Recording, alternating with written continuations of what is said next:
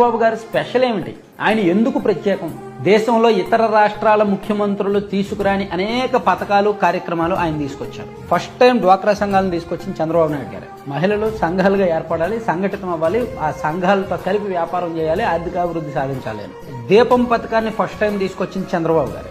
అప్పటి వరకు దేశంలో చాలా చోట్ల కట్టెలు పొయ్యిలా దిక్కువుతున్నాయి. సో అందుకు ఆయన మహిళలకు ఉచితంగా గ్యాస్ సిలిండర్లు ఇవ్వచ్చు, లేదా సబ్సిడీతో గ్యాస్ సిలిండర్లు ఇవ్వచ్చు అని దీపం అనే పేరు పెట్టి ఫస్ట్ టైం ఈ కార్యక్రమాన్ని తీసుకొచ్చిన చంద్రబాబు గారు.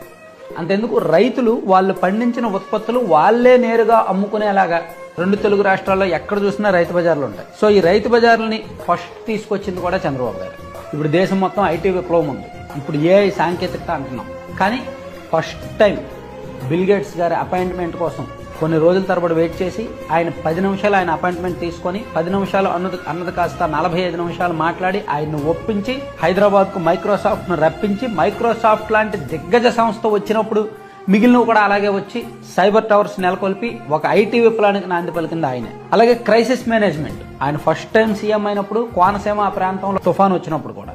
అలాగే రాష్ట్రపతి ఎంపికలో కీలకంగా వ్యవహరించారు. అబ్దుల్ కలాం గారిని ప్రపోజ్ చేసింది చంద్రబాబు గారు. ఇప్పుడు P4 తీసుకొచ్చారు కదా, స్టార్టింగ్ జన్మభూమి అనే కార్యక్రమం ఉండేది. పుట్టిన ఊరికి ఏదైనా సేవ చేయాలి అని అసలు ఫస్ట్ పరిసరాలు పరిశుభ్రత అని ఉండేది. సో అలాగే శ్రమదానం అనే ప్రోగ్రాం ఉండేది, చుట్టుపక్కల ఉన్న చెత్తను క్లీన్ చేయాలి. ఇలా అనేక అంశాల్లో చంద్రబాబు గారి ప్రత్యేకత ఉంది.